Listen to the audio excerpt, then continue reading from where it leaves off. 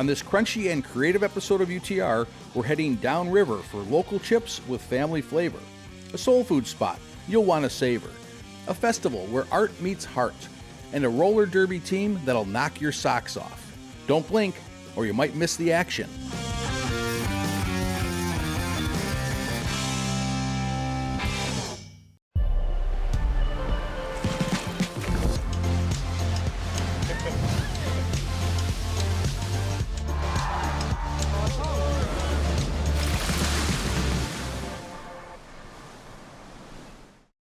The Stalls Motors and Music Experience features a collection of automated music machines, neon signs, gas pumps, and 150 years of automotive history.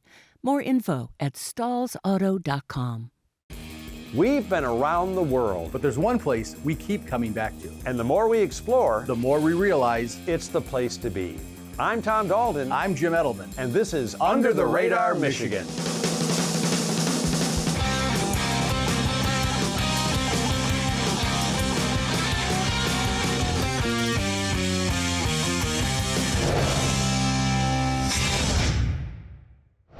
Now, if you think of Downriver as just a direction, think again. It is a place packed with passion, personality, and people doing incredible things. Whether you're a lifelong local or just passing through, Downriver sweeps you up in its one-of-a-kind spirit. It's a place where every corner buzzes with creativity, tradition, and a dash of surprise. So grab a seat, bring your appetite, and get ready to dive right in. Around here, you won't just find character, you'll find characters. Just south of Detroit, the Downriver region hugs the banks of the lower Detroit River and is made up of proud, tight-knit communities like River Rouge, Trenton, Taylor, Flat Rock, and Brownstown. Our first stop is a snack with a story. At the Downriver Chip Company, siblings Lito and Karina have turned their love of food and family into the area's freshest new crunch. They started small, but dreamed big. Now their chips are on shelves at Meijer and in the mouths across Michigan. I met up with the dynamic duo to find out how it all got cooking and where they're going. How did this start? I mean, you know, you've been a long time tortilla company. We have. How did this launch? So yeah, Mom started it in 2005. You know, Grandma teaching her how to make tortillas in Mexico, and that launched her tortilla business in 2005. He joined in 07.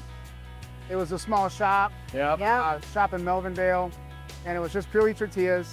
My mom could get it to a certain point, and then I joined the family to see if we can do something bigger, make something out of it. And we did. We outgrew that building within a year or two.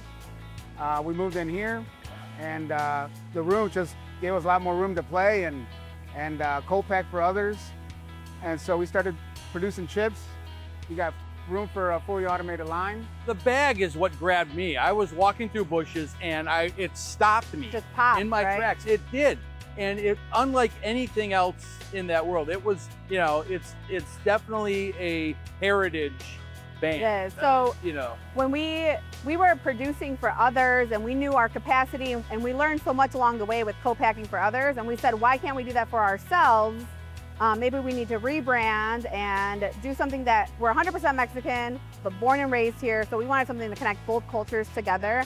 A name that's easy to remember, easy to say, but the flavor and the art to really represent our culture. So we came with the sugar stall, and a lot of people think that it represents death, but really represents life, and it's full of color, and you remember your past. And that was so important because it all started with my mom and my grandma teaching her how to do things, and it grew into us wanting to be a part of that and come up with the cool logo that represented that, cool flavors and everything like that.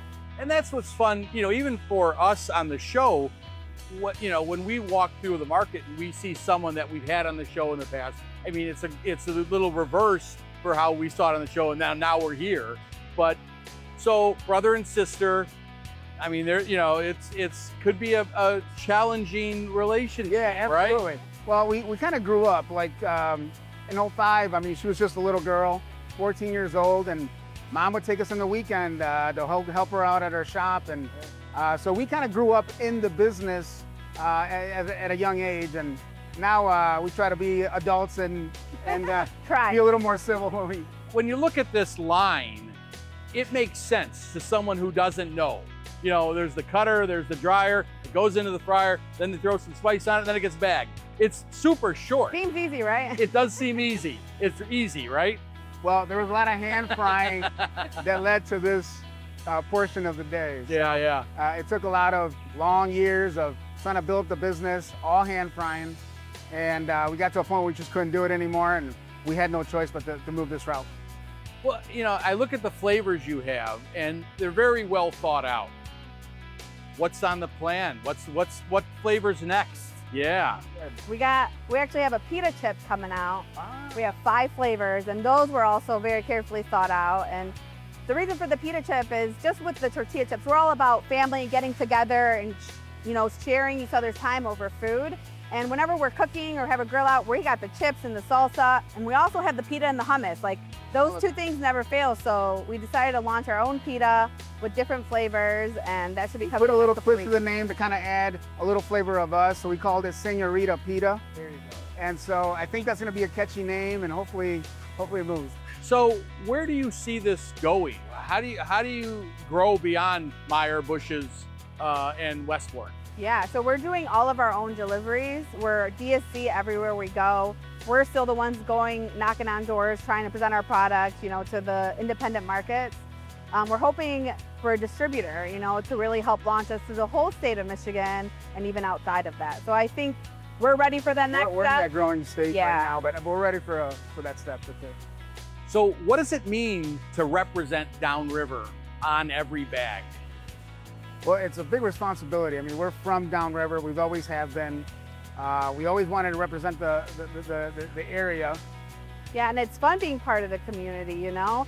People like to pick and choose, oh, that's not part of Downriver, oh, that's too far north, that's too far south, you know, but... People have their Downriver and what they consider Downriver. Yeah. But we're considering anything in this whole area from Detroit down this way. And we're proud of it. Well, we're all about the local push as well, so I think we're all going to get along really nicely. I think so. Nice job. Nice job. Thank you. Good job, Get bro. the chips. All right. These chips burst with bold flavors and bring excitement to your snacking game, making Downriver Chip Company a standout pick when you want something crunchy, tasty, and Michigan-made.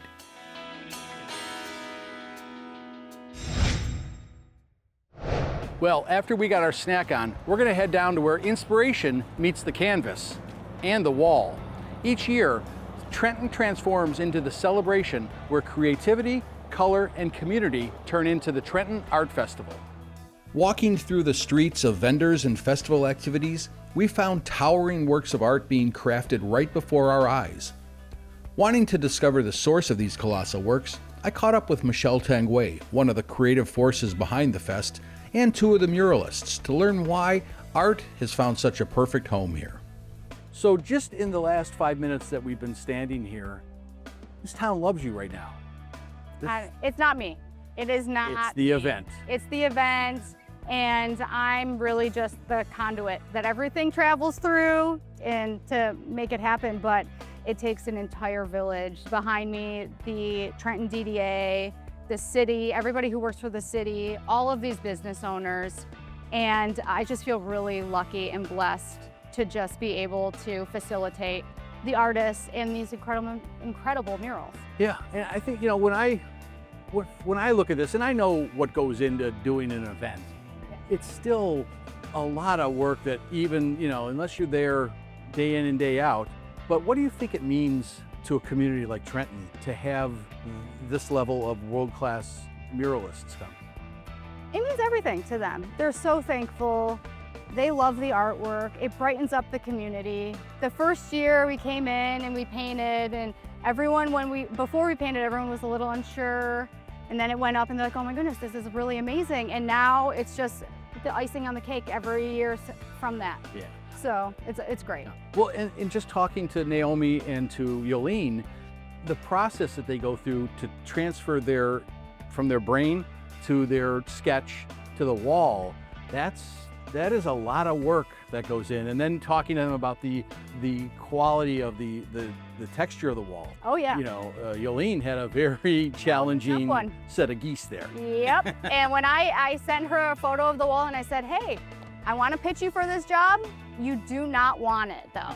It's huge, the texture is awful, you don't want this. And then she said, whatever I can do to get over there. And I said, okay. Yeah. And she was the right person, because look at it. Yeah. It's amazing.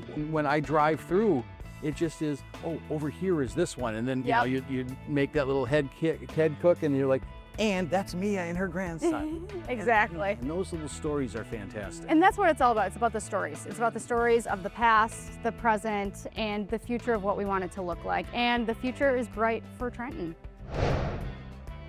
You're like right at the middle of your big week of 6 weeks, 6 murals, right? Yes, I'm on a trip right now, a 6-week-long trip where I'm doing 6 murals in 3 different cities, and we're on week 5 right now. When you build a project, is this a drawing you did and you've been kind of working on this for a little while? Yeah, well, I start out on my iPad with a picture of the wall, and then I start drawing on top of my iPad trying to get a composition I want, and then I start dialing into the details a little more as I go. Yeah. But it goes through so many iterations, like so many different ideas before I start zeroing in on what I really want. Yeah, yeah. I mean, that and you said the faces are harder on children. Yeah, they don't have as children's much... faces are harder than adult faces for some reason. It just seems to be harder to get everything right and have it look right and everything, so yeah. Well, and when I walked up on this one, I felt like, you know, like it was totally looking at me. I mean, there's so much expression in those eyes. I love that. So it is fantastic. And I love it when the little kids walk up. I do too. I love seeing little kids' reactions. I like seeing them look at it in awe, and it just makes me happy. Yeah, yeah. And seeing all the little kids do the dance in front of it, that really brought me so much joy. Yeah, that's a heck of a backdrop, right? Yeah, yeah, exactly. So Yolene, I'm looking at this mural and I almost see those tips of those geese wings moving. Oh. I mean, there's life in them. So congratulations on that. And you hail from Belgium. Right? And how many murals do you do a year? Oh, that's a really good question. I think in the high season, that's like 3 a month. So you do the math. Yeah. So you started buying bigger and bigger canvases, and then you realized you needed a bigger canvas, right? Well, I kind of immediately rolled into murals. Did you? I had an internship at a mural festival in Belgium, and one day they were like, we need an assistant for one of the artists. And I had some previous talent with painting, but never really did anything with it. And then doing that, it kind of sparked something. And I was like, this is what I want to do. The bug bit. Yeah. Yeah. Thank you for coming. Yeah, thanks for taking your time to interview me. Yeah. The Trenton Art Festival features live murals, handmade goods, food trucks, and music stages, making the event itself a work of art.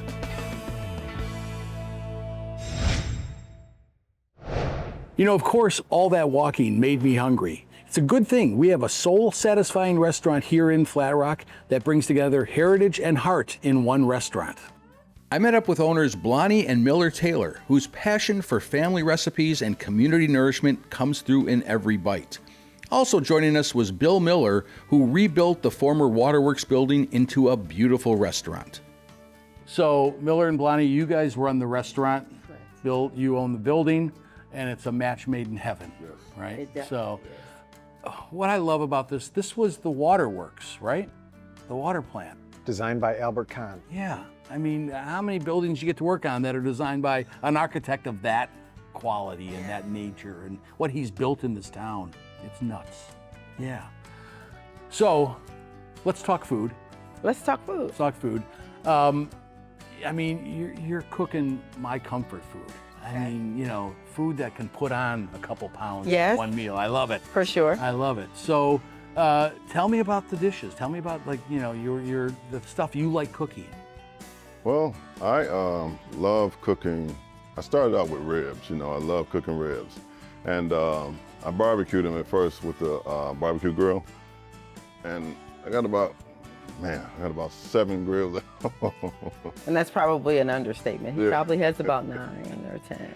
Yep, and then I graduated to smoking ribs, and I fell in love with the flavor, you know, and the time, you know, I was able to set it and kind of go do some things and come back, and it was perfect. And then I added things on as I went along. The brisket, I smoked the brisket, I love the brisket. I can smoke that all night and get some sleep while I'm cooking, you know, which is awesome. Let's see, what else am I smoking? The smoked chicken wings. That we smoke those, and you know, we just got a lot of things to offer for the Flat Rock community and others around. It's an obsession. Yeah. Smoking's an obsession because it's not just throw it in the fryer and wait for it to come out 6 minutes later. Yeah. It is, you're right, it's like you can go to bed with a brisket and wake up 3 or 4 times to feed the fire. I think, you know, when I look at a restaurant like this, it's not just, you know, the passion of one. It's the passion of many. I mean, Yeah. you all brought something to this table. Yeah. And I think that's pretty spectacular. I mean, you know, Bill, when you saw this building at first, you probably saw a big project in front of you. Oh my gosh, yes, it was dilapidated. Furnace hadn't been turned on in 13 years, so yeah, a lot of damage. Yeah, we did almost a year of demo before we started putting stuff back together. Yeah. What are some of the challenges that you guys saw when you first came in? Probably name recognition, just offering what some would consider a foreign food group. Some of the Southerners that come in here, they're like, oh yeah, but others, we found a lot of folks didn't know what collard greens were. I love greens. Yes. Turnip, whatever, I love them all. So I do too, I love them all too. So probably that was the biggest challenge because some folks are, you know, they know what they like, you know, and they kind of stay there. But for those who were willing to, you know, give it a shot, come out, you know, we sent out free samples to tables so that you never heard of collard greens? Here, let me let you taste them. They're delicious. Let me convert you with this one bite. Absolutely. But they have been very well received here in Flat Rock. The mayor, he's here. Once a week, yes, every week. Every week the mayor is here. I mean, they're very well received and very respected here. Absolutely. What would you say is the dish you enjoy cooking the most?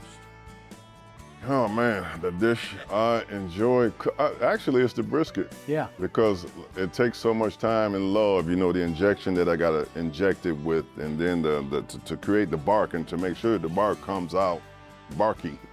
Barky. You know. Yeah, that little crispy chunk to it. Yeah, and like you said, the jiggle. If it doesn't have the jiggle, gotta toss it. Yeah. He does so many things though. Even when he slices it, he makes sure it's the perfect slice and he puts it on his finger and he makes sure it bounces and he does, like, he makes sure it's perfect. Yeah. Like when he says it has to be, when Bill says it has to be perfect and he says it has to be pretty, it's not an understatement for you. Gotta be pretty perfect. Yes. There you go. Now the thing about this is you have not been smelling this food at home for the last 30 minutes. I have been smelling smoke, and I know that I'm smelling some meat. I'm smelling some vegetables in there. I am hungry. Oh yeah, the smoke coming out of that, you could bottle it. Yeah. And sell So it. I know what my wife's saying when I come to bed and I smell like smoke, and she's like, you know, did you not bring meat with you? I'm like, no, I didn't bring meat with you. I'm sorry. So, yeah. But let's get food. From cornbread to catfish and collards, this is the food that hugs you from the inside and leaves you grinning with every bite.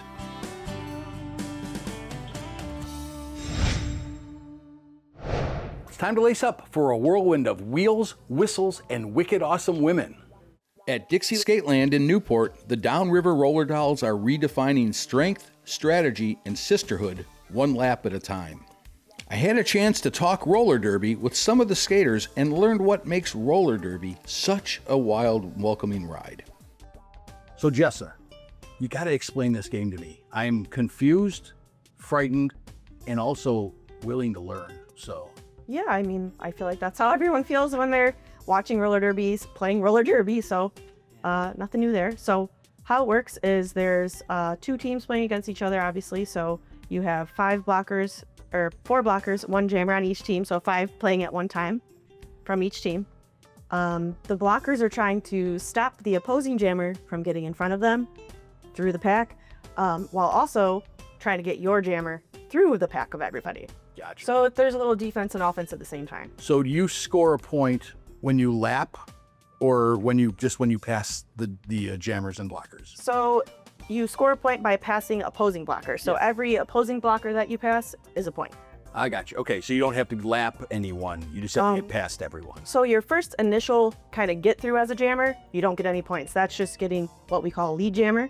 If you're a lead jammer, you can call off the jam before the 2 minutes is over, which is how long a jam is.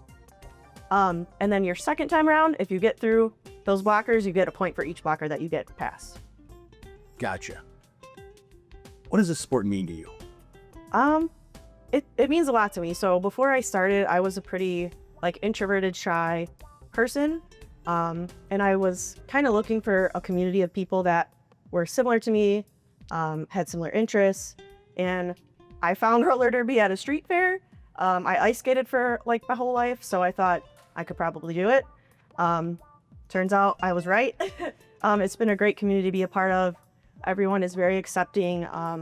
We're all very different. Their, age ranges are 18 to, late 50s, I think, at this point. So it's just been good to get to know everybody. The community is just great. That's really what keeps me in it, and that's why I started. So there's got to be men's teams, right? There Yeah, sure those are. guys are much bigger than me. We actually do play against them sometimes. Oh, you do? Yes, we do. Okay. So co-ed. Yeah, there are co-ed teams. Pretty much anyone can play roller derby. Yeah. Yeah. Interesting. In my never-ending quest to learn more about roller derby, Yes. tell me why it is you do this. I decided way back when we started in 2011, I saw a sign and it said, play roller derby. I'm like, I could do that. And it took a while, but, I joined right away. And it took a while to get really into the swing of things. But, you can't beat the friendships. You can't beat the sportsmanship. You just can't beat it. It's the best thing ever. Has it always been always been this one team, or have you had multiple teams over the years? It's always been the Downriver Roller Dolls. When we first started, it was Downriver Roller Dolls with a Z, and we took out the Z and made it an S. So that's kind of funny because we went from the old to the new, and the Z was old and the S was new. So that was kind of fun. As I'm learning more about this game, I'm learning its personality as well as your abilities, right? So first off, what is your derby name? My name is Krista. My derby name is Seam Ripper. I'm in the market for a new name though. Oh, Seam Ripper. So is that an anger-filled seam ripping, or I like to sew. I like to make dresses. Yeah. So you're always resetting your seams. Okay. What brought you to this? I joined at a difficult moment in my life, and I was really looking for a community of strong women to surround myself with and to draw on some of that strength. And this group is just fantastic. Yeah. Like when you play, how does your personality change? For me, I think when we're actually playing a game, I can tune out more of what's going on, and with myself, and rely more on my team and listen more and work together more. And I think when you're also playing the game, you're able to take more hits than you think you can and get back up and go. Well, excellent. Well, I can't wait to see you out there playing. So let's rip some seams. Right. Fierce, fast, and full of heart, the Downriver Roller Dolls are rolling proof that Downriver knows how to throw down and lift up at the same time. From handcrafted chips and community art to soulful cooking and full contact camaraderie, Downriver showed us that pride, creativity, and connection are alive and well just a little south of the Motor City. So if you haven't been downriver in a while, maybe it's time to follow your taste buds, your curiosity, or your roller skates and head on down. We'll see you on the next Under the Radar. Each year, Trenton, Soul is one restaurant that's serving heritage and hype. Trenton transforms. Color, creativity, and community. It's time to lace up for a whirlwind of wheels, whistles.